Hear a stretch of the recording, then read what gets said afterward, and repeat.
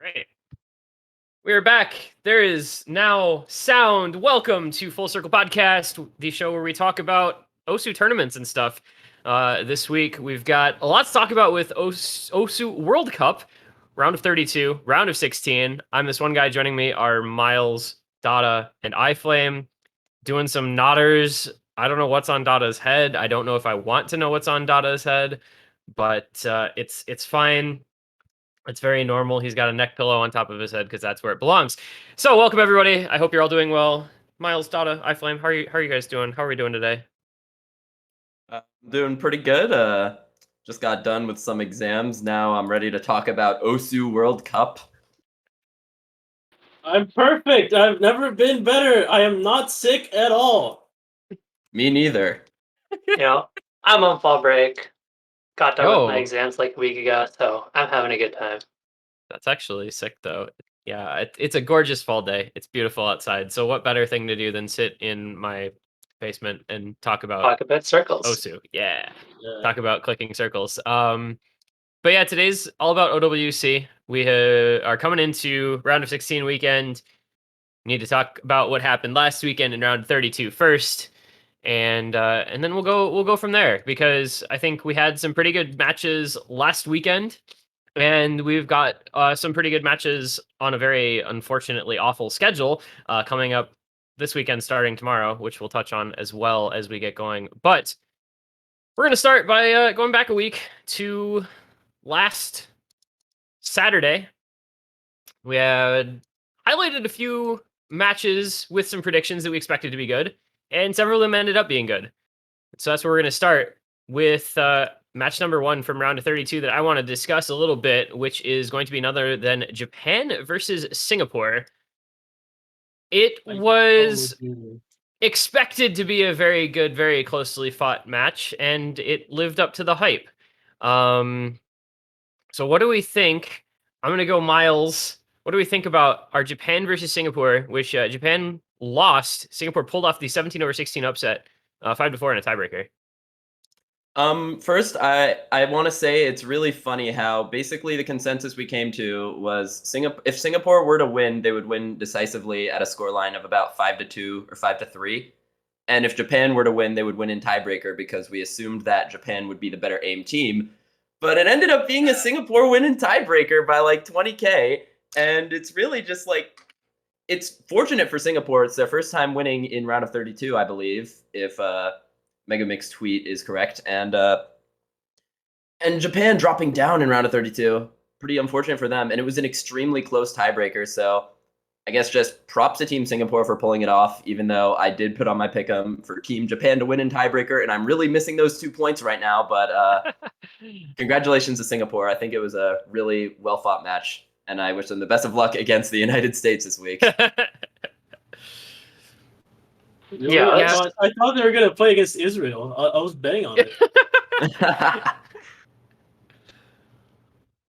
Yeah, no, it was a really interesting match, actually, because, like you said, you expected it to be kind of a blowout if Singapore won.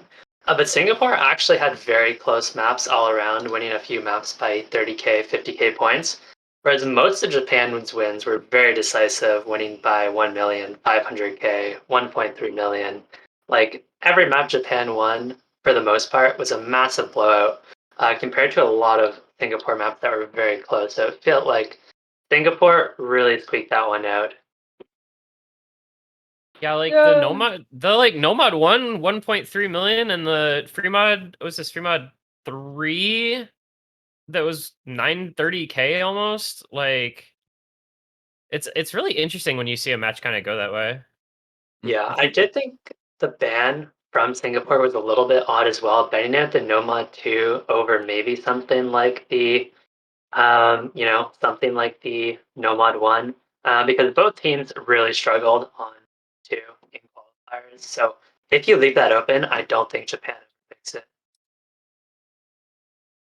I think that was just a ban where they essentially didn't like the map more so than an actual match ban. I think a lot of people that banned on Machu had this exact same thought process. Like, they were just, even our dedicated no Machu players have a bad time on this no mod tree, so we're just gonna ban it because we don't know if the other teams have the same situation. Like the Japan Singapore match was kind of curious because it just highlights like it doesn't matter how much you win by, it's still just 1 point. Like if you sum up all the scores and then try to get the gap from there to kind of like get a like I'm thinking of like a baseball stat essentially, like a like that sort of deal where it's like, oh, the other team won by 1 run. The other team, like on the second game, they won by 27 runs or something like that. Like it doesn't matter in OSU. You just have to win every map, and it doesn't matter how close it is.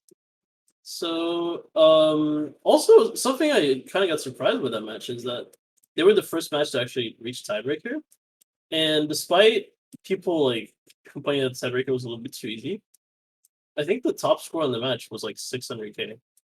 Yeah, Like everyone was demonical. consistently getting less than 500K. They were only the third match into the weekend, so like it's not that like they were the first match to get a tiebreaker. Like that was pretty early on in the week, actually, which is not always the case. I feel especially in early rounds. Like I think there's been at least one where there were 1 or 0 tiebreakers in round of 32. Yeah, their top score was 635K on Demonical, which was really the difference maker because the top score on Japan was 528K and the next best scores were in the 400K range, or well, like 450 to 480. What was the other? The China Ukraine. Well, China actually, I think both these teams would have beaten, right? Yeah, both China and Ukraine would have beaten both Singapore and Japan like handily on the tiebreaker, which is kind of interesting. But I wonder how does it's interesting to me that Singapore got absolutely stepped on that no mod 1 and then won the tiebreaker. Like talking about how their aim was worse. Japan destroyed them on no mod 1, but then they won on the TB anyway. Yeah, definitely not what you'd expect. I will say Demonical did play very well for Singapore throughout the match, getting the top score on the tiebreaker as well to win it for them. So really big shout out to Demonical there. Yeah, he top scored 5 maps in this matchup, so definitely putting up a really strong performance was demonical. And for the tiebreaker, I mean, tiebreaker in round of 32 is a really awkward position to be in because I feel like nerves are really your biggest enemy more than any pattern in the map will ever be on that. So, Japan maybe just being a little bit phased by the tiebreaker, a little less so than Singapore, and it ended up squeaking them out the victory despite the massive differential on the no mod 1.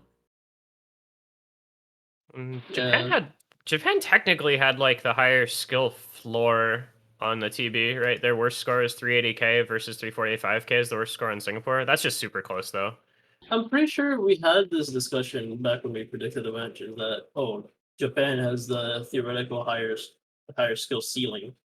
Yeah. But Singapore just has like they have less variance. So if Japan gets nervous or if they like have bad runs, then Singapore can very easily squeak out the quote unquote upset, like 16 versus 17 seed. But Yeah, that's the closest matchup there is. Mhm. Also, Yeah. I just want to say, if Japan had Varvalian this year, they win this match.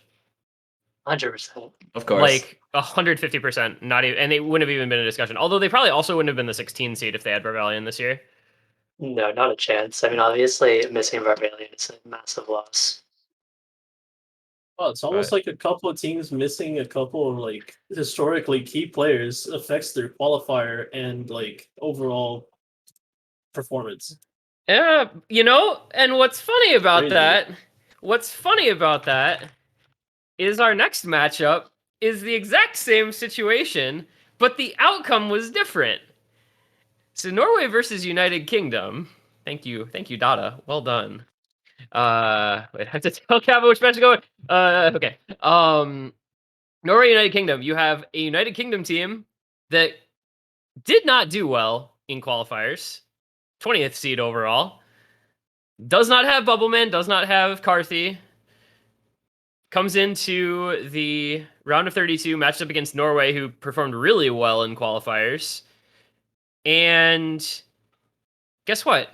They end up winning the match anyway. So Norway, UK. Norway starts off 2-0, and then UK wins 5 points in a row.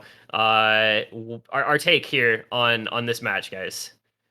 I said last week that this match would be chaotic, and it completely lived up to it. I'm pretty sure most people assumed that Norway would just completely stomp on maps like the AR8 Hidden, but that ended up going to Team UK because I mentioned, at least, I believe that UK would be more consistent on this type of pool, even if Norway could have some like very strong players on a certain skill set.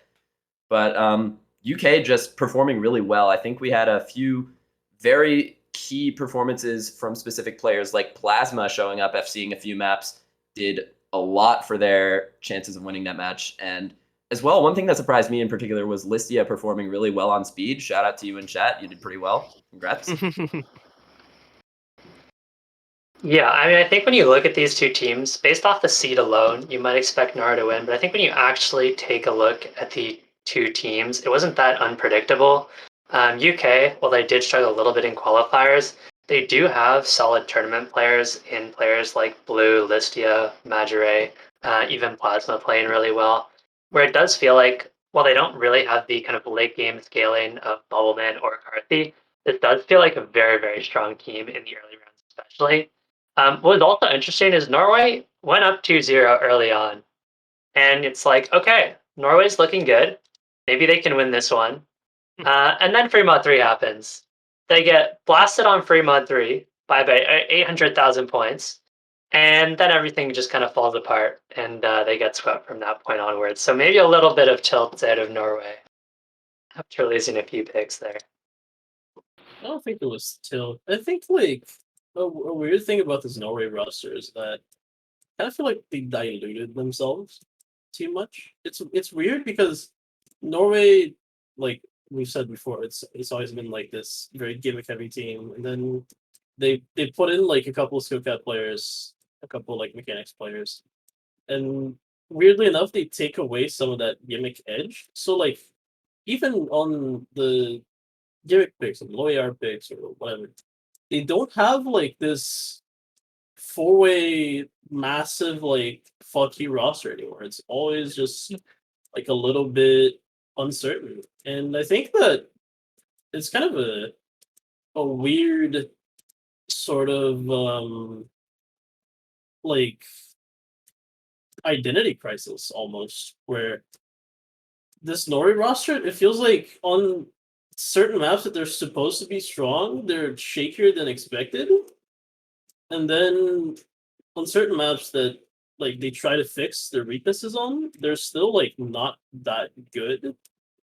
Like in qualifiers, that was sort of masked because they have true runs, they have a little bit more consistency added to that. But like I'm in serious doubts for this Norway roster. I still think they'll probably win the losers bracket round 1 match, but I'm seriously worried. Yeah, it kind of felt like Norway kind of has like half a reading roster and half of a speed roster on there as well. Like per map, like I always trusted the third and fourth player from UK more than the third and fourth from Norway on a lot of picks. Like, and I can trust Malteser and Majoy to obviously match Nindrake and probably like Jompa Torman on some of the speed maps. And then on the reading maps, like maybe it's a little bit too early for Yoxpai and GN to really make the difference on that. Like IFA on, not hard enough. Yeah. On early rounds, they built their team like it was like a top 8 contender. Like they're trying to get a full roster on, say, like quarterfinals, semifinals maps. Dude, your team has not gotten past like the round of 16 or quarterfinals in like ages. Like you need the 4-man roster on everything. Like something in this team building process just kind of feels wrong. Yeah, Yeah, and it's Go ahead. interesting. Yeah, so you talk about like Malteser Majora being able to match, Nineric and whoever, and like if he was ever gonna have an advantage over them, it's like super, super late round. And that's not where we are. So yeah, you have to be able to win these early matchups in order to get to the point at which your skill cap players in their particular skill sets can actually take over. Also, I kind of want to hear what you guys think about one other thing related to this match, which was like the ridiculous amount of technical difficulties it went through. There were so many delays and issues with the server. Norway starting off 2-0 and then having to deal with this, and like both teams were affected. But if you're in the lead, I feel like that might be a little more of a negative effect on you than if you're trying to kind of regroup and recover and come from behind. Yeah, technical difficulties always kill the momentum for. Essentially, if a team is not tilted enough to the point of being like turbo tilted, it always kills the momentum for the winning team, and that might have something to do with it. Like I'm not 100% sure. I didn't watch this match live, so I don't know the actual extent of the I was technical commentating difficulties. it. I was commentating it. It was bad. Like the delay between maps early on, there was seriously like an 8 or 10 minute delay, and then another like 8 minute delay in the early goings in the first between like the first and second and third and fourth maps in the match. Yeah, I think it's pretty brutal. I mean, you win your first two maps, right? You're in the zone, you're warmed up, and then you kind of just have to sit there for 8 to 10 minutes. I mean, in theory, it's not like most of these players are going practicing the maps during the technical difficulties. A lot of them are just kind of have to sit there, wait for the next map to start. And it really kills your focus. Obviously, you can't sit there and stay in the zone for 8 to 10 minutes while you wait. And so once you get back to the match, it's kind of like a mental reset for both teams. All right, It one seems last like- thought. Oh, go ahead. Yeah. Sorry. One last thought I had on this match is I want to shout out on Team Norway, Anthony W and Melver. I feel like they both played really well when not all of that was, I think, extremely expected from the Melver FC a couple of maps, and Anthony W being around rank 4K, I believe, if I remember that. He performed well on some AIM maps, and I'm really excited to see how they perform in the future matches for Norway. Yeah, I think they have a team that is set up to be fine in like the first round, maybe first 2 rounds of losers. I forget offhand who they would play if they beat Chile, but I think they can at the very least win that first match with this team. And they get into actually a pool this week that I think suits them a little bit better, with a little more speed emphasis. So hopefully they can take advantage of their really good tapping players in that matchup. And UK gets to go. They get to be greeted by the lovely sight of Canada. I don't have super high hopes of them there, unfortunately. On a speeder pool, nonetheless. Yeah. Now, another team that gets an unfortunate date in the round of 16 is going to be the Philippines, who were the victors over Taiwan in the next match. That we want to go into a little bit here. This is another one of the matches that we highlighted last week in our preview. And Dada is going to try to own over us all that he picked Taiwan to win this when, we kind of weren't sure. Let me find my right note here. So we had, let's see, we had 3 out of 4, which was me. No, Dada picked Taiwan. Dio picked the Philippines. Me, Miles, and Dada all picked Taiwan. Sorry, had to go back to that. Anyway, that was a weird one, and I think everybody has really high expectations for Taiwan, despite their not great qualifiers performance. And then Philippines just goes out and wins.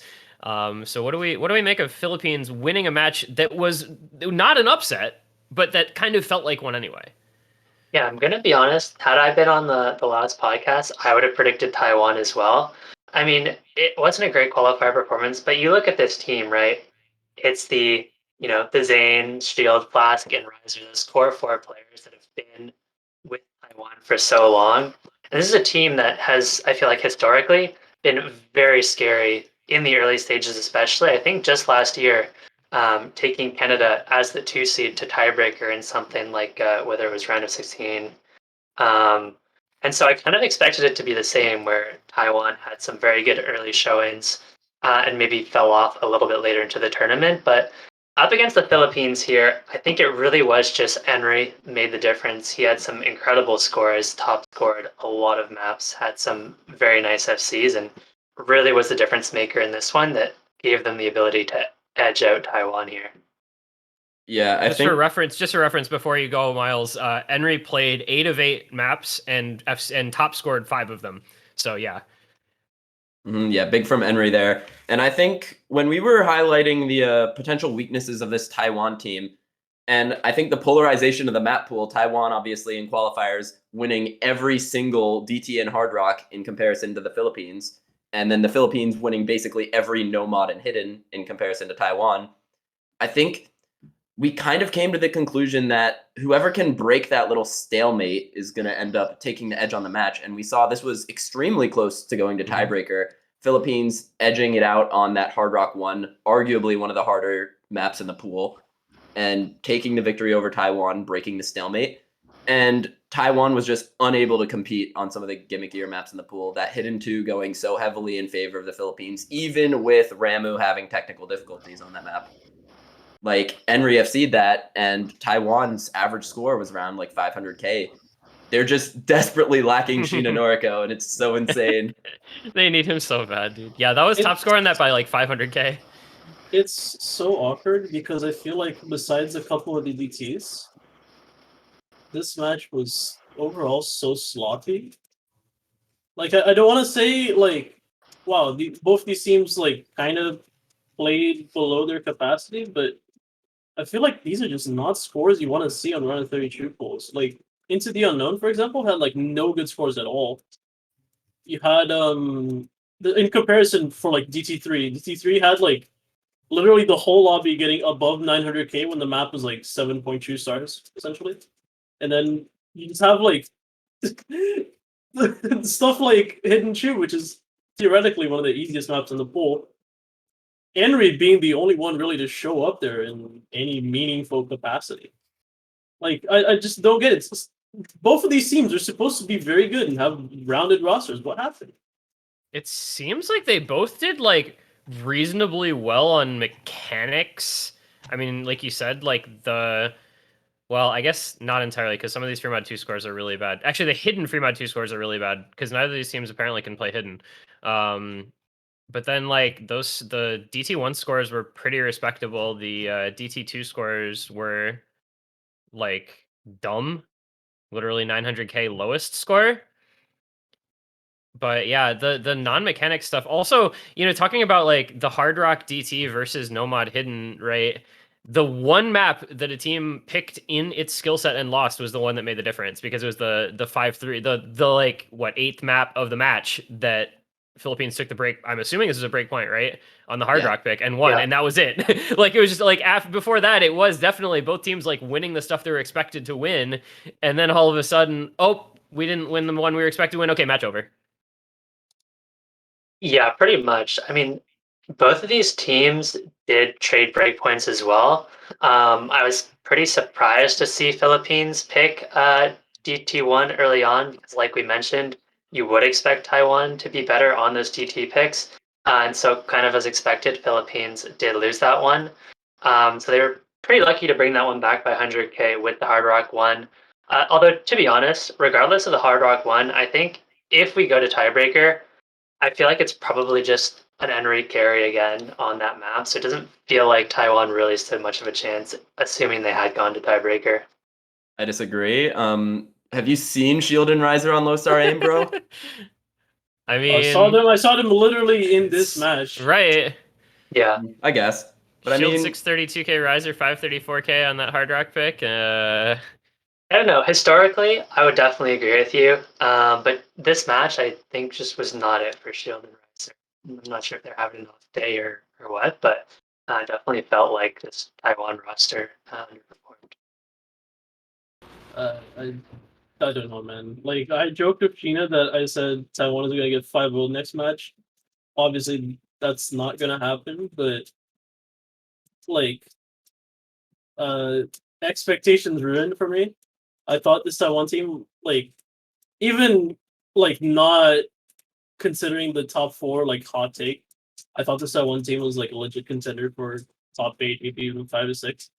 And then it just shows that like somewhere along the line, the name brand players aren't like as reliable anymore for that team, which is it's a shame. Yeah, I don't know what to make of this Taiwan team. I'm curious to see how they'll perform as we go on because like the expectations are really high and the performance was just not where it needed to be. But I mean, good job to Philippines. Unfortunately, Germany. Yeah, that's rough. I think the last thing I wanted to add about this Taiwan roster is it was an unfortunate loss, but I don't think you can just, write them off and say they're not going to go very far. I think they are still a very strong team. Maybe their kind of core name brand players had a bit of an off day. But I would certainly hope and I would expect them to be able to recover throughout the rest of the tournament. So I do think they're going to be a very terrifying team.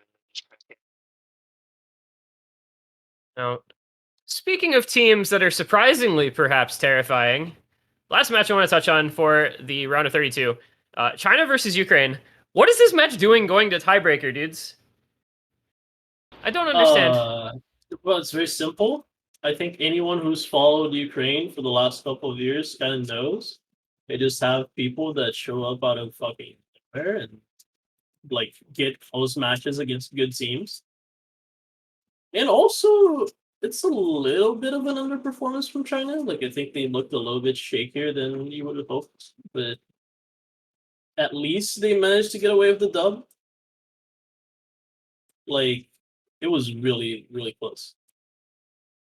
Yeah, I mean, I'd say maybe China underperformed a little bit. I think RAF GPO played extremely well for Ukraine, which was kind of the saving grace there.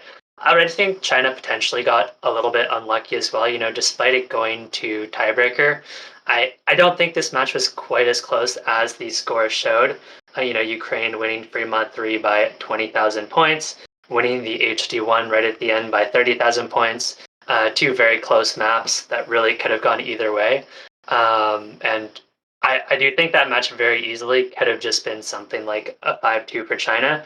Because when you look at China's picks, their closest map was 700k on the Fremont 2. Otherwise, you have 900k, 1 mil, 1.5 mil. They're very dominant on their own picks. Couple close maps on Ukraine's pick. And so it feels like they just got maybe a little bit unlucky here and there. Yeah, one thing that really surprised me about this match was the emergence of a new player for China. We've seen them with this core roster of like Karumi, David, Crystal, and now Milk Tea for probably the last 2 years. I'm not going to be saying the Lolos. I'm calling them their actual names. But I think the emergence of Fia Pinkheart, it's just so funny to me that this like really popular, really cool mapper is now like such an insane like hidden player on this China roster. And I think like in the future, Pinkheart is going to be really putting in a difference for China on these gimmickier maps, probably taking the hidden. But yeah, this match really, I think everything's been said, really going the distance. RAF GPO is absolutely insane, and I feel bad for whoever has to face this team in losers bracket. But overall, I think the expected outcome did happen, and we're going to be looking forward to what both of these teams bring to the table in round of 16 and beyond. Yeah. The guy who came out of nowhere for Ukraine, RAF GPO, apparently was like one of those cases where they got banned for like a couple of years, and then they came back on Guitari, and then they came back on Stable, and then it's like they got unbanned like early 2021, and then that's why we kind of don't know them. I think that was a little bit of a point there. Like nobody kind of knew who they were, and then they're just like rattling off FCs and competing with the best of them. But yeah, just because you don't know them doesn't mean that they can't be like good.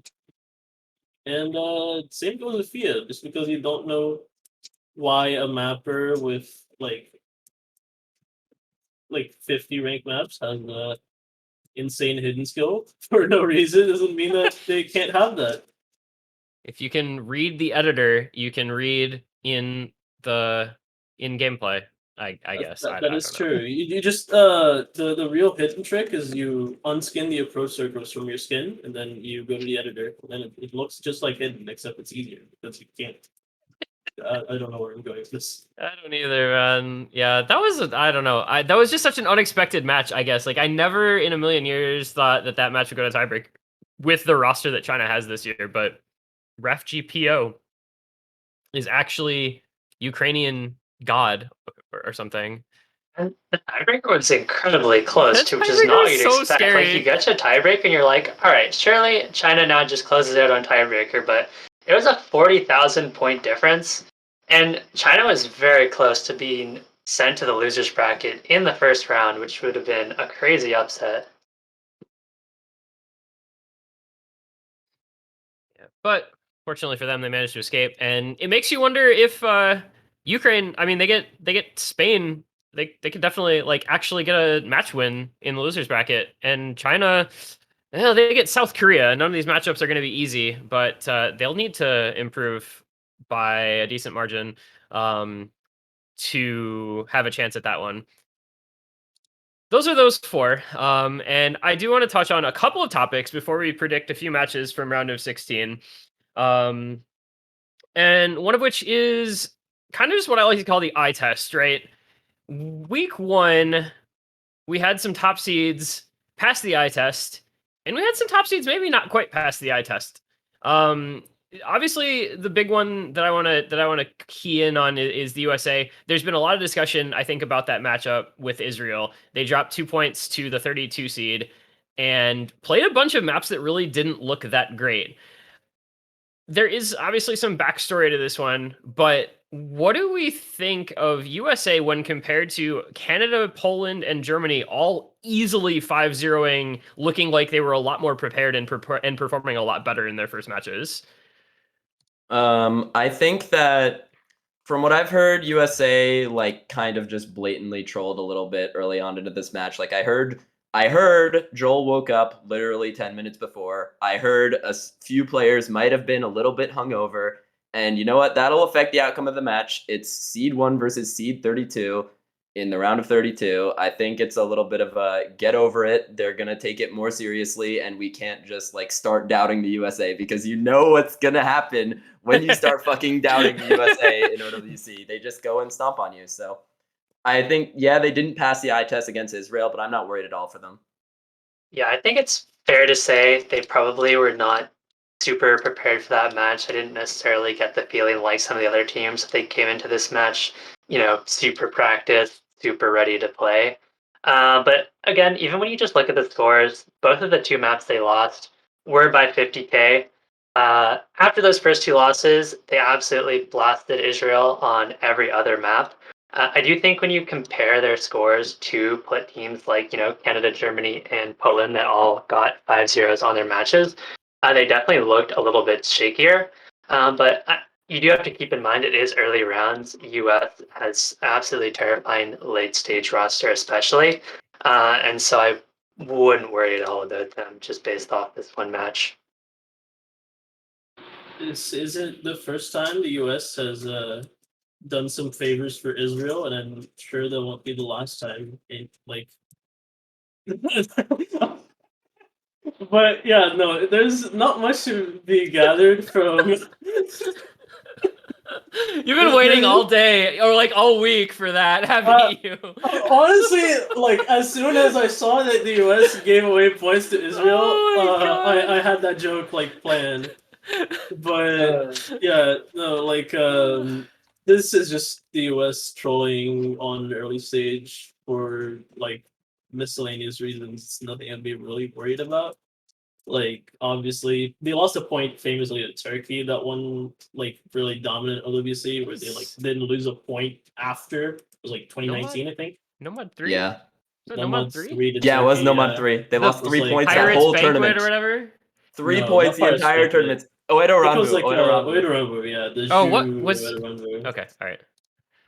Yeah, like that. It's not a cause for concern. I just think it's kind of funny that like despite having a brand new roster, like some of the, well, not really brand new. They have a lot of rookies, obviously, but I felt like the causes for the true slip ups were the same old people.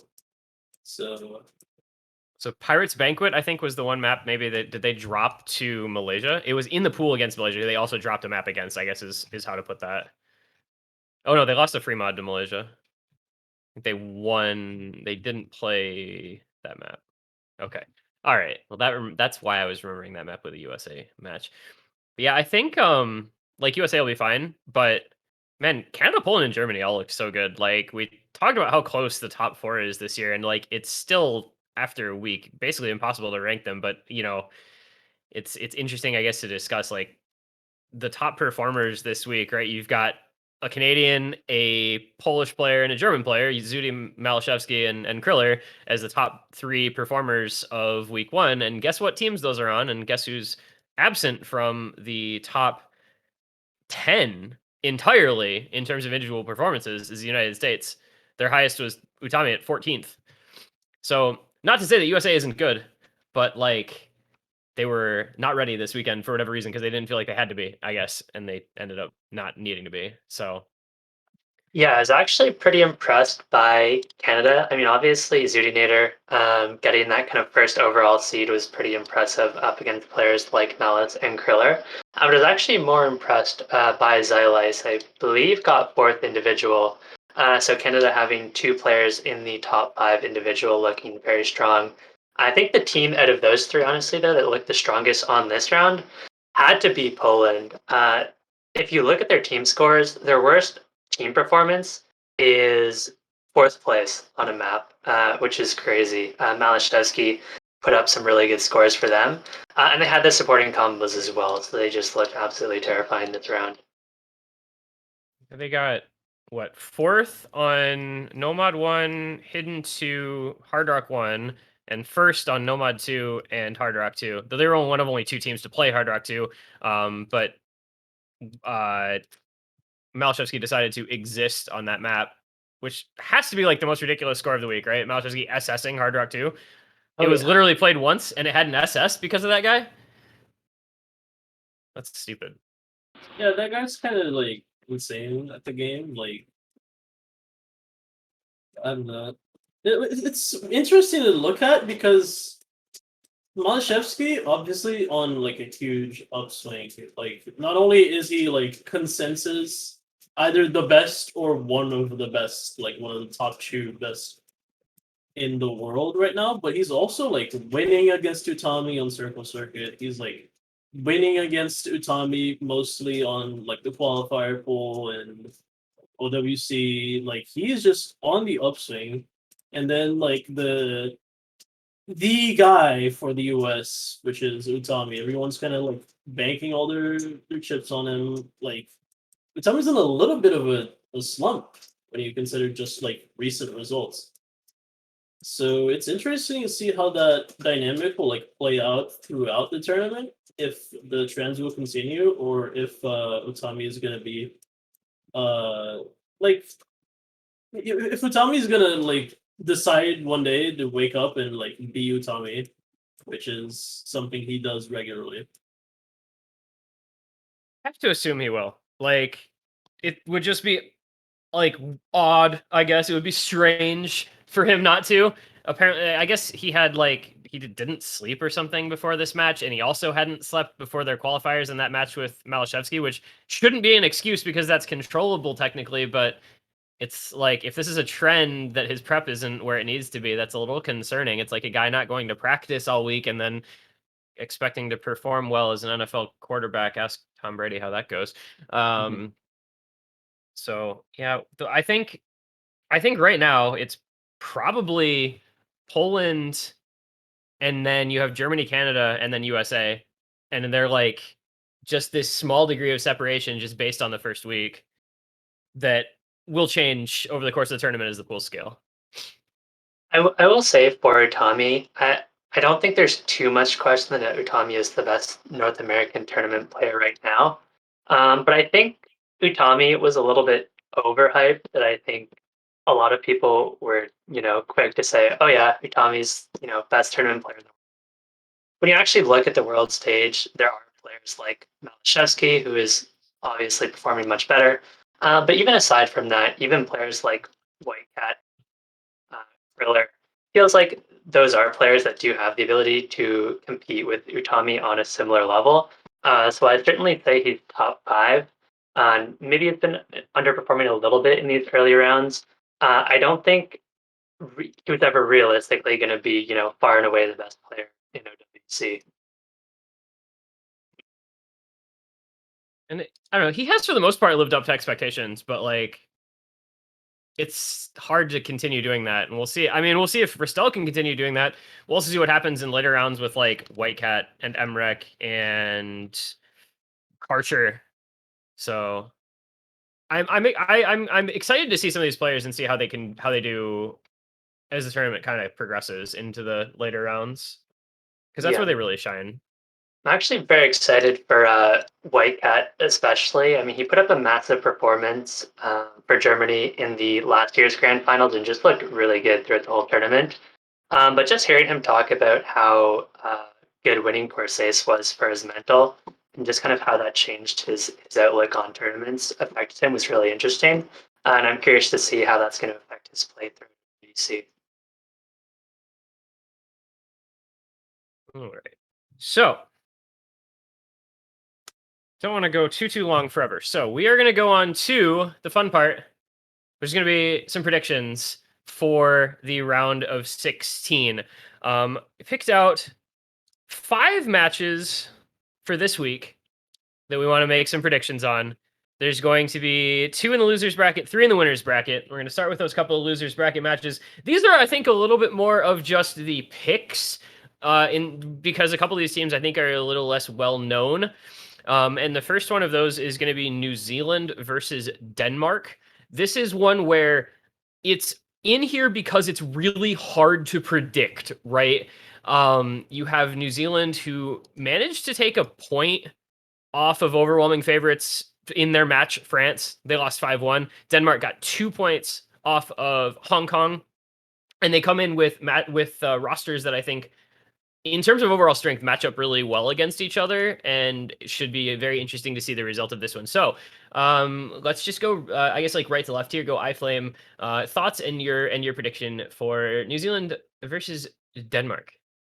Yeah, I feel like these teams are actually quite close on a lot of skill sets. I think New Zealand should have the edge on the DTs, whereas Denmark should have the edge on things like your Hard Rocks and your No Mod 1.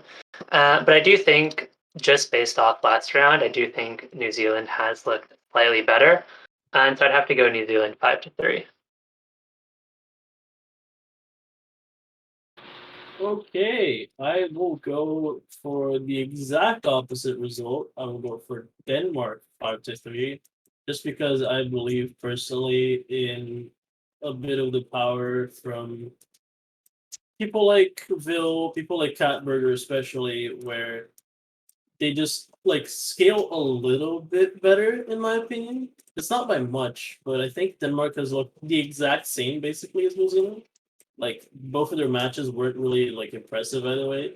Like none of them had like a Ukraine type of performance where they looked like they could take it, or they like actually like threaten the opposing team. They just kind of like scattered some points around and got a couple. So honestly, I believe a little bit more in Denmark than New Zealand, but I think this match would be very close. 5-3 Denmark. I pretty much agree with Dada here, as I have on many predictions in the past, but I'm gonna say Denmark about 5-2 or 5-3, because I feel like New Zealand, on their lower players, they start to fall off a little bit harder than some of the 3rd and 4th players on Team Denmark. Like, obviously on New Zealand, you're going to be expecting the world from Zoomer, Psy-Q, and Rumi, I believe, were pretty much the 3 best performers in that matchup that they had. And I think Denmark, there's just a little bit more to trust on this team. And we're in an earlier stage, but we're seeing the bottom players on the lower end teams starting to fall off. But I just really trust in Paulie, Catburger, Marco Pollo, and I am Vil. And even though I believe New Zealand does have a little edge on speed, which is heavily emphasized in this pool, I think that Denmark is overall just going to shine through in the end, and I feel like they might be able to take a break point on one of those picks, which would just send the match heavily in their favor. So I'm going to go Denmark at 5-2 or 5-3. Which means that I get to make this tied because I'm picking New Zealand. And I'm picking New Zealand on like gut feeling more so than anything else. I think it feels to me like Denmark is kind of on this descent, this downward trajectory in tournaments in general. Yes, you have like Catburger, I guess, but for the most part, like their OG rosters have kind of fallen off and stopped playing as much for the most part. Whereas New Zealand is kind of going the opposite direction. I think the couple of skill cap players for New Zealand, especially on like the tapping maps, should be enough to, in the worst case, make this very competitive, and in the best case, New Zealand can win it. I think it's super close, though. I think it's like either 5-3 or they win on tiebreaker. I don't think there's a world where this isn't a close matchup, but I don't know. I've just got this sort of gut feeling that I think New Zealand can take a match, and I don't know if they've ever won a match. Have they ever won a match in OWC before? I don't know if they have. It'd be a while ago. think so. Also, I do want to throw out there that this match is at a terrible time for Denmark. I don't know why they agreed to this reschedule, but they rescheduled it to 7:30 UTC Sunday. So now they're playing at like 8:30 or something in the morning. I think they go to +1 UTC +1 because I believe summertime, if they have it, ends this week. Somebody can correct me on that if I'm wrong, but it's either 8:30 or 9:30 in the morning, which is suboptimal against a team that's playing at like a perfect time for them. Like I said, I don't actually know why that schedule got agreed to, but it did. So New Zealand has a definite advantage, and little intangibles can really actually matter in super close matchups like this. So we're gonna just tie, I guess. We're gonna have 2-2. We're gonna have me and High Flame for New Zealand and Miles and Dada for Denmark. So somebody gets to lord this over somebody else. Next up is the Scandinavia matchup. We have Sweden. Actually, no, it's not both Scandinavia. It's there's because somebody's gonna say I'm wrong about that because it's Sweden versus Finland at any rate. Nordic countries, I guess. Yeah, the Nordic matchup, Sweden versus Finland. Obviously another losers bracket match. So both of these teams coming off of losses in the first round. You had Sweden taking 2 points off of Russia, and Finland likewise taking 2 points off of Indonesia. Both looked, I think, a little better than maybe their rosters would have been expected to in very difficult matchups. But both did lose, and so we have this as the first matchup for them in losers bracket, which means we're going to lose a Nordic team, but we're going to advance a Nordic team one way or another. And what do we think on this one here, guys? Let's go opposite direction. Let's go Miles, then Dada, and go that way. All right, so I think both of these teams kind of played as expected in their first matchups. Like we saw Sweden, even without their star players of Reedcat and Andros, they performed well on a few maps. I believe they did three-way Hidden 2, and they still almost lost, actually. Their bottom score on that almost lost on that map. He was about like 450k, maybe 500k. But I think Finland, on their strong players, are going to be able to play a little bit stronger now that the pool is starting to get harder. We're at around mid to high 6 stars at this point. I really think Freeze, Zeppe, Emacetic playing very well, and Kadzax, also known as, I believe, Hank Selly, played really well in that last match. I've seen a couple of maps, and I think obviously on these lower end teams, you're going to be watching who falls off more than the other. I think Sweden just falls off a little more, which is why I'm going to be voting Finland here in favor of them. About 5 to maybe 2. 5-2 is going to be my bet. Same here. I will be agreeing with Miles for the 17th time.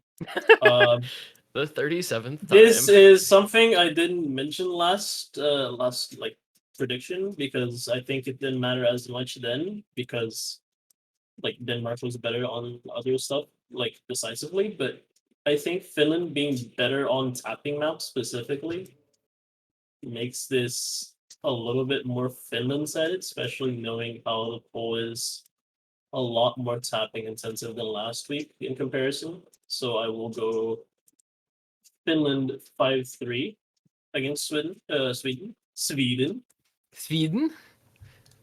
You know, I honestly thought we'd have a lot more disagreement on this one. but I am also going to have to go Finland 5-2. I mean, when you look at the scores from these two teams, Sweden has their picks that they should win pretty easily, like maybe the No Mod one and the HD2 that they looked incredibly good on. But outside of those two picks, I think it's hard to find clear, kind of a clear path for Sweden. And Finland, I think, not only scaled better, but it's just looked like a little bit more consistent than Sweden so far. And so I have to give them the edge. Wow. I guess I have to be the dissenting opinion here because I'm actually picking Sweden. I think they're capable of doing a little better on a couple of the maps that Finland had a higher score than them on in the first round, and they already did have a higher score on at least one or two maps, I believe. They scored higher. They hoard higher. Wow. They scored higher on Hidden 2. They scored higher on DT3. I think there are only like 4 maps in common, so it's not a lot of data to parse through. But I think the Sweden team, I like their like consistency a little more. The pool isn't all that much harder, but I think they're going to be able to put up a little bit better relative scores, like in terms of comparing like who gets better, who gets worse round over round, compared to Finland. I think it's super close though. Again, I think this is another really really close one. I think this could be like Sweden on tiebreaker. But I think Sweden wins it just a little bit more consistency on a couple of picks, and I think they'll be able to ban out like whatever the one map is that they feel worst on, and that takes away that little bit of advantage. It's giga close though. I could just end up looking silly, but it's fine. I'm picking Sweden anyway. I want to be a dissenter. Of course. It worked for Dio last Be week. different somehow. I don't want to 4-0 here. But that's Sweden, Finland. So those are a couple of a losers bracket matches. Now we get into the winners bracket, and there are some really close ones. The first of which is wait, I think I wrote this down wrong. The first of which is France versus Hong Kong. I wrote UK. That's HK. France versus Hong Kong, 8 versus 9 seed. Both winners 5-2 in the first round. God, where do you even start with this matchup? These teams are both really good, especially early on, where the couple of Hong Kong players that will eventually fall off have not done so yet, and France just having this ridiculous top to bottom roster. Since we haven't given him the chance to go first yet, let's have Dada first here for France Hong Kong. Okay, so it pains me to say this. I'm going France, and I'm going France all the way. And here's my logic. First of all, France is just a better roster. No matter how you look at it, they're just a better roster, and they're also specifically a better roster at mechanics. I'm fairly sure about this. Secondly, the Hong Kong match I watched like live, and it did not fill me with confidence.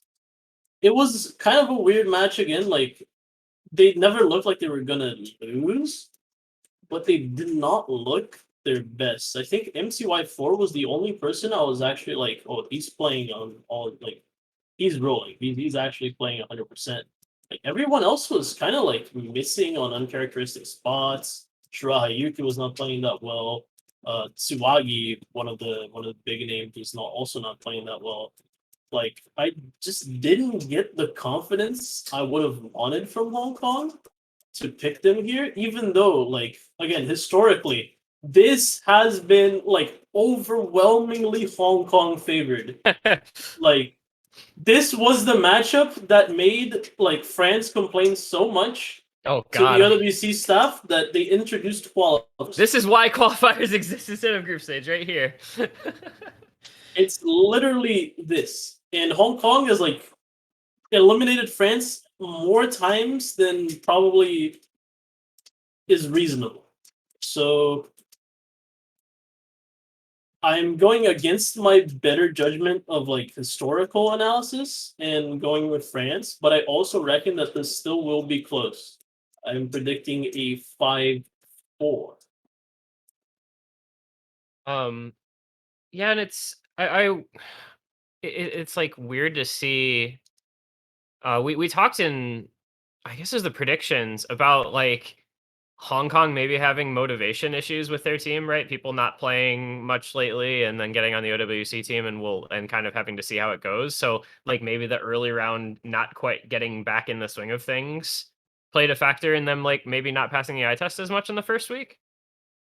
I guess I'll just go here and say I think France wins this. I think it's like 5-2, 5-3. I think they just are better right now. I think that for as good as Hong Kong is, and regardless of the past, what's happened in this matchup before, I think France is just like really motivated this year to play well. And I think if Hong Kong is either slightly undermotivated or slightly rusty or whatever the case may be, I think France is definitely in a position to take advantage of that. And I think they legitimately played like one map in common last week, and France won it. So there's again very little data to go on between the two teams to make a judgment there. Two maps in common, excuse me, and Hong Kong won the second one. Sorry. So they're like 1-1, but I think France is in a better place right now with their roster as it stands. Let's go. I flame them, Miles. Yep, I'm gonna have to agree. I think France probably takes this one 5-2. I will say, if Hong Kong plays this well, I certainly could see it going to a tiebreaker. I mean, like you mentioned, there isn't a lot of data from round of 32, but even just looking at qualifier results, it feels like France should have a very clear edge on things like the DT2, the HD2, even something like the Nomad 2. Whereas Hong Kong doesn't feel like they have any obvious picks that they're guaranteed to win over France.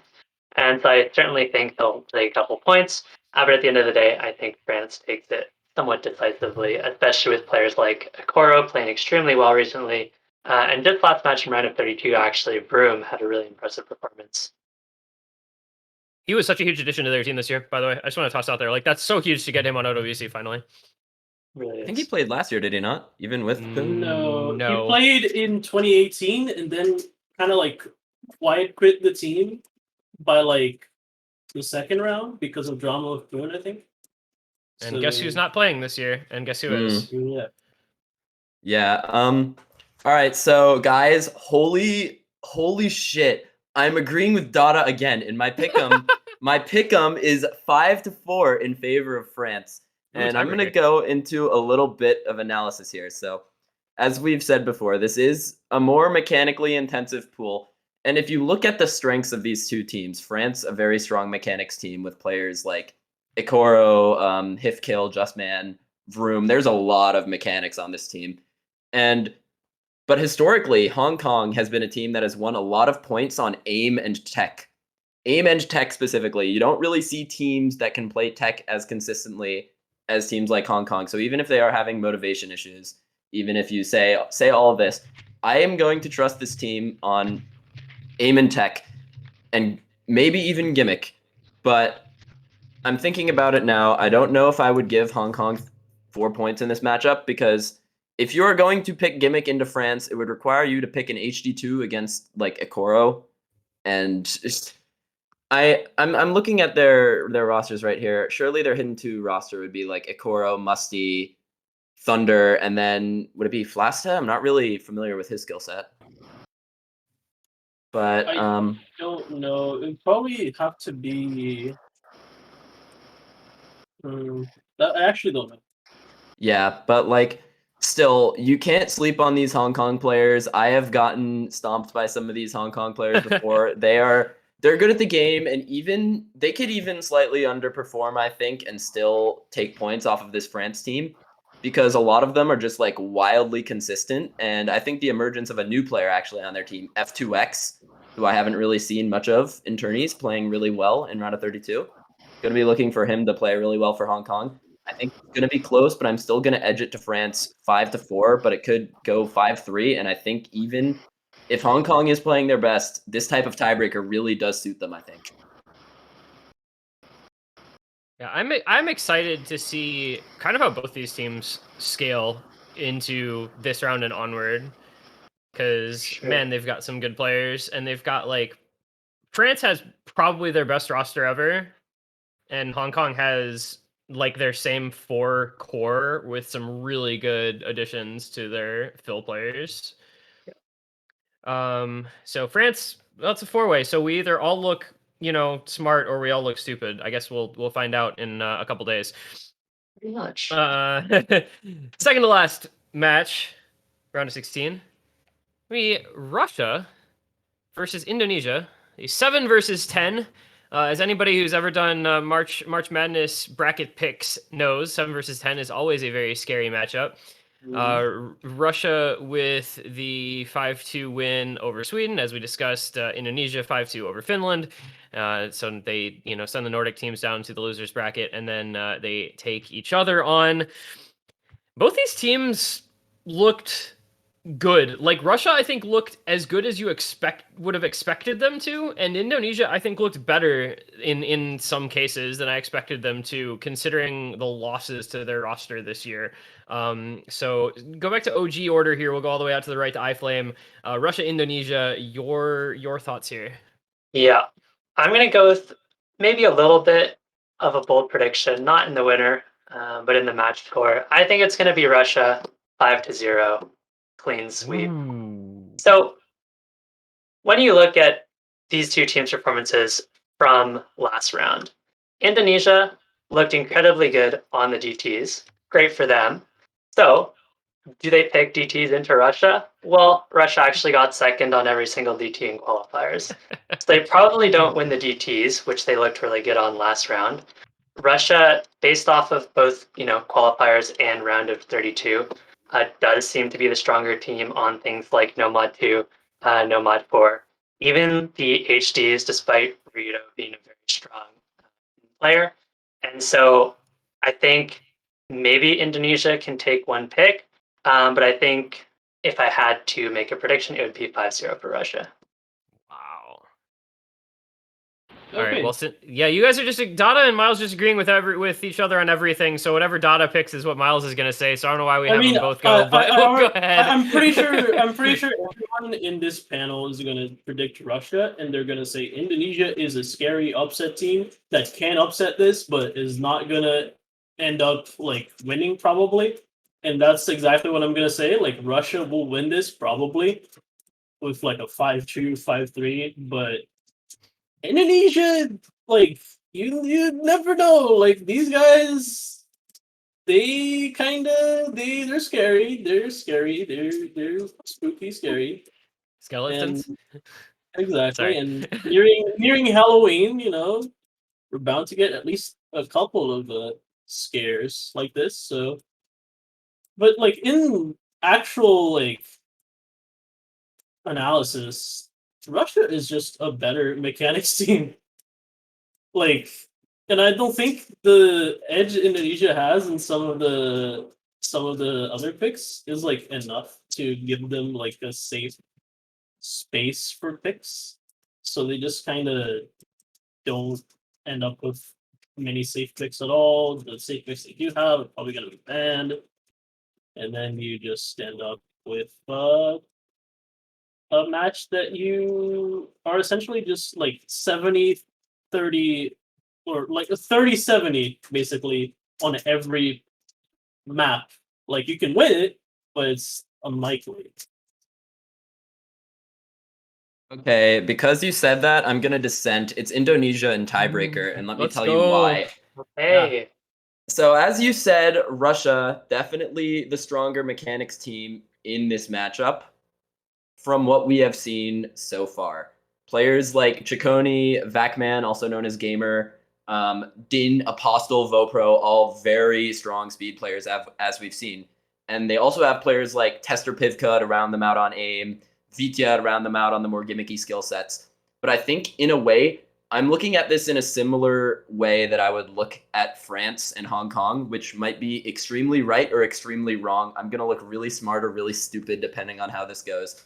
But the consistency on this Indo team, on some of the aimier skill sets, on some of the probably more techie maps, I feel like I'm going to trust them on that. And on a tiebreaker, that speed aim, I think they have 4 maps in the pool, even after ban, that they can take against this Russia team. Like Dido, Rexys, that new guy, Fuma, Ruto Ro, Mindfrost, they are all very consistent players. Delon too.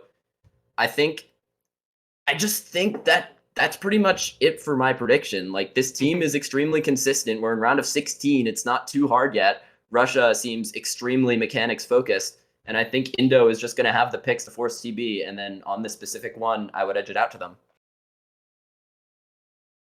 So I'm going to point out something interesting from last week. Indonesia won both DT2 and DT3. For all the talk of Russia being this insane speed team and incredible tapping team, and they were both super close, but Indonesia won both of those, and they're not going to get outscaled this early on as of yet, I don't think. So if they can replicate those kind of performances again this week, they can make maps closer that I think Russia would normally be considered favored on. Also, there's this weird thing, like, I think Russia's just bad at hard rock and bad at precision and not amazing at aim.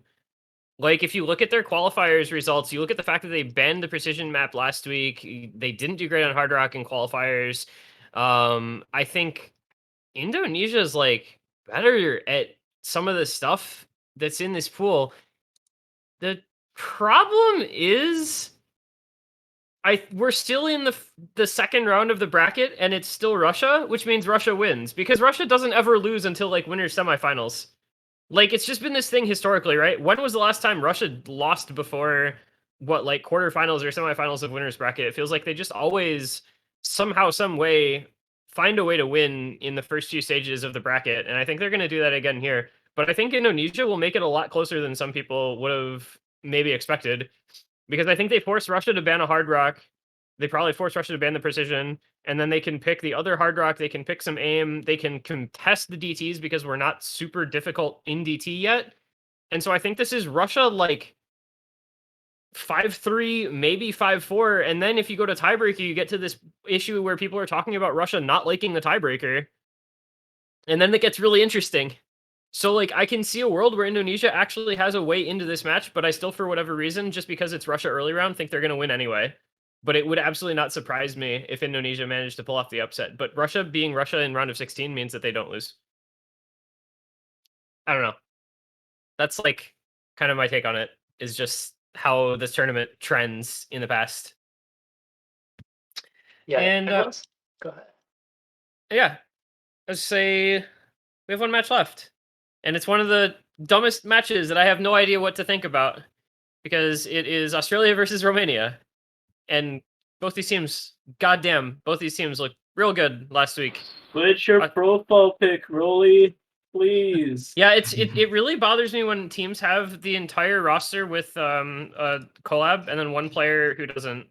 Also, yeah, Australia. Dude, has Utami changed his yet, by the way? I don't think so. Also, Australia is looking very Slavic, and Romania is looking very Southeast Asian. Okay. Really? Nice flags.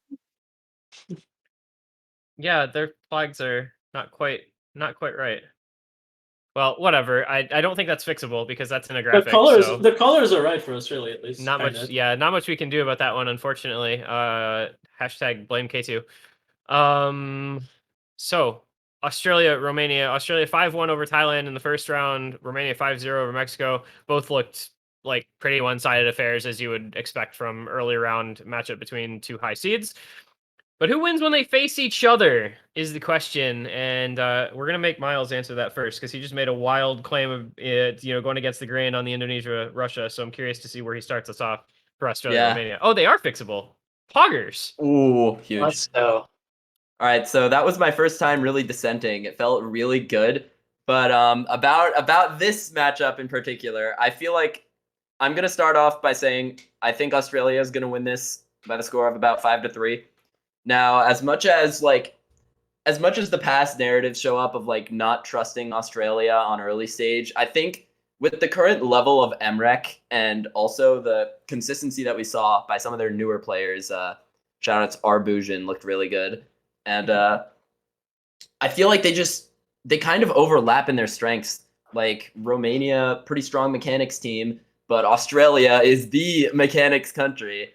Like the gold standard for that with Emrek, Jordan LR, Dumi, Vivace, they all can kind of play mechanics super well, and Suffix as well, extremely strong on DT. But I feel like I just trust Australia a little more on this star rating of pool. Like, Rookie obviously, mistake, Miles. fucking okay. Well, yeah, I feel like in this matchup, they're both such good rosters that you kind of have to choose one side and be a believer.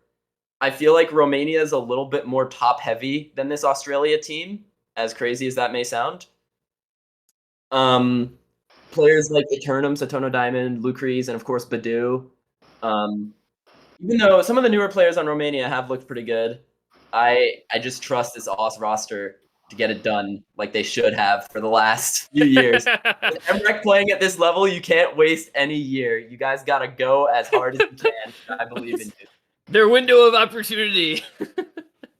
Doesn't last forever. Their core is aging. They need to push now for a championship. They need to be that win now mentality, guys. Trade away all the picks for players and win this Fuck year. them picks. Okay, Because this is our chance. Before my line of thinking gets like sidetracked and I forget what I'm gonna say right now, which has already happened. Romania 5-1. Ooh. Okay. I saw both of these matches live, and Australia just fucking trolled. Like, actually, Australia did They not trolled look and won good. 5-1. Yeah, because it's Thailand. Like, Thailand also trolled. It's not a particularly good seed. Yeah, I get you. But like they didn't play as well as I'd expect them to play for a literal like 6 seed. Like something like the consistency is off. Like Milo didn't play up to par, like Jordan didn't really play up to par. Dummy was like 1-2 missing all over the place. He didn't look consistent. It's round of 32. Round of 32, but these Round are of still 32. early stage pools. These are still early stage pools, and like as much as Romania likes to complain in map pool feedback, they are more consistent. They just like they play these maps better. Like I think even on the picks where Australia is potentially strong, the MREC difference is not gonna be there. Like, this is still an early stage pool. Romania has a solid 4-man roster for literally everything, and I trust all 4 other players to do at least somewhat good. Like, somewhat well, sorry. Like, the Noi is good, the Turnham is good, the Turnham, like, he doesn't like some of the maps, but he can just step out because their team is, like, it has a lot of depth. That's why I disagree with Miles. I think, he said Romania is top-heavy. I think Romania is one of the most balanced teams in the tournament. Like Other than the 3 people on the team that literally nobody from outside of Romania has ever heard of. Razi is really fucking good. Razi has looked good. Rolly's pretty good. Rolly's like the Sanji lift of Romania. Rolly's not one that I'm including in that. I'm just looking at the bottom 3. Good. Like everyone has looked good, and like they have a solid roster for everything. I don't think like I see in chat Romania is an underdog. I don't think Romania is even an underdog. I think Romania is just a better matchup for this early on in the tournament. So I will say 5-1, 5-2, potentially, but I just believe in this roster. Well, I was doing a little bit of, prep yesterday, looking into the 2 teams. And honestly, at the time, I thought Australia would take it. But as I've been sitting here, thinking about these 2 rosters or performances, I'm actually going to have to go for Romania. 5, I want to say 5-4. I think it is going to be very close. But the reason I go for Romania here is I do think they are kind of the better overall team. When you look at the individual performances in round of 32, Romania has 4 players in the top 32, Badu, Eternum, Satano Diamond, Lucrez. They have a very strong core in those 4. Meanwhile, Australia feels like it is kind of just the MREC show. And when it's the MREC show as early as round of 32, it does get a little bit concerning. Maybe they underperformed. But I definitely think Romania has the edge kind of going back to those individual results, to find the second player for Australia, Doomy, at number 63, was their second best performer. And so I think they definitely looked a little bit worse in Romania than Romania, sorry. I do think the pools, I would certainly favor Australia on a late stage pool, but it's early enough in the tournament that these pools are not that hard. MREC is not going to be able to solo carry against players as good as Badu and Eternum, who are both incredibly strong tournament players. And so I think if this matchup was any later in the tournament, I would have gone for Australia, but right now I have to give Romania a slight edge. Ooh, y'all making this a difficult one. Join Y'all me. making this a difficult one. I'm joining Miles. I think Australia just, I mean, so it's MREC. Even though it's early on and people are saying that you can't like solo carry, I think they will have better supporting scorers for him. And I think MREC will just do stuff. I understand that, Romania has a better roster top to bottom. They're more consistent skill across the team. Dada's making faces and hand gestures and all sorts of things because I'm not allowed to have a different opinion. But I think Australia just goes into like speed picks and they throw like MREC Doomy LR7 suffix and they put up ridiculous scores. And I think that leads Australia to a lead. I think it's like 5-3, 5-4. I don't think it's a one-sided affair. They But put I up think- ridiculous scores, Aaron, in the practice lobby. Like, Okay. I don't know. Like, all of these players are just like so prone. Besides MREC, sorry, clarifying. All of the regular players in that team are so prone to one missing. They're so prone to one missing. Like it just never feels like I can have faith on that team because they will always disappoint me. Well, I Friendship mean, ended with Dada. it's fine. Really? Like, it's fine. Like, maybe Australia will disappoint me. I don't know. But I just, when I saw this matchup, I just liked their chances. And again, it's, a little bit of it's a little bit of history and it's a little bit of, gut instinct. And I think that there's a world where Australia underperforms again and loses, but I also think there's a world where they play well and win. And I hope that that's the world we live in because I think I think it is. But I don't know. Yeah. It legitimately, like, all of these matchups could go either way. So Yeah. It does feel like Australia is probably the better team in this matchup. So I think Romania really does need to show up if they want to win. But it's going to be close either way.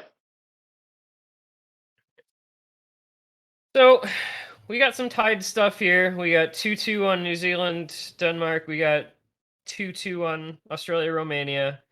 And then we've got Sweden, Finland as well. no, that was 3-1. You guys all picked You're Finland. right. I was the only dissenter, and we all picked France, and 3 people picked Russia over Indonesia. So we'll see what happens. We can come back to this next week and say whether we did well or not. This past week, I think we were tied on Japan, Singapore. Singapore ended up winning.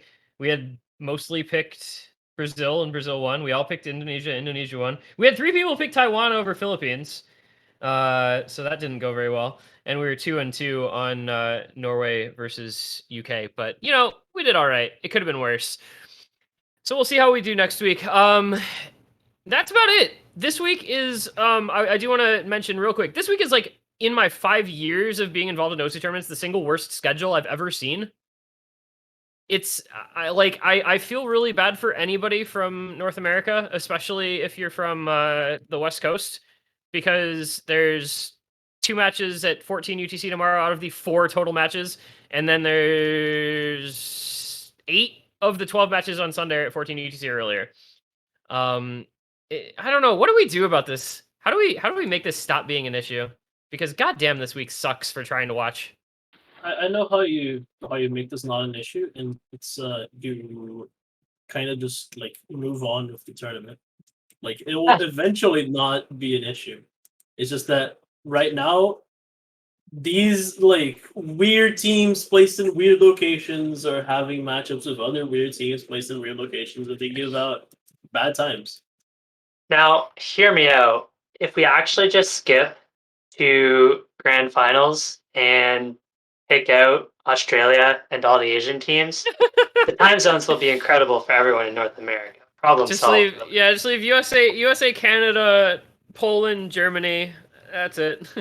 All right, That's- I have a It would be like the World demonstration. Series, where it's not the world, but it's still like all Okay. That's still the world. My demonstration to fixing every problem about the competitive OSU scene. Ooh, Yeah. bold Money. statement. We fly Money. every team out to an arena located in North America, and we have the matches played in the arena sequentially during the day throughout the process. Or no, we condense OWC into 2 weeks. We have them play on weekdays. They practice all the pools beforehand, and they get paid for their time lost. So it's fine if someone's missing work or school or something, because the money you win from the tournament just pays for that. Can I get a True. true? great That's so idea. true. Just don't You make know. it in the US because that has so many visa issues that it's not even True. Put it in Malta. Malta. Put it in Malta, this tiny little island in the Mediterranean. Who's Okay. gonna beat up the nightclub bouncer?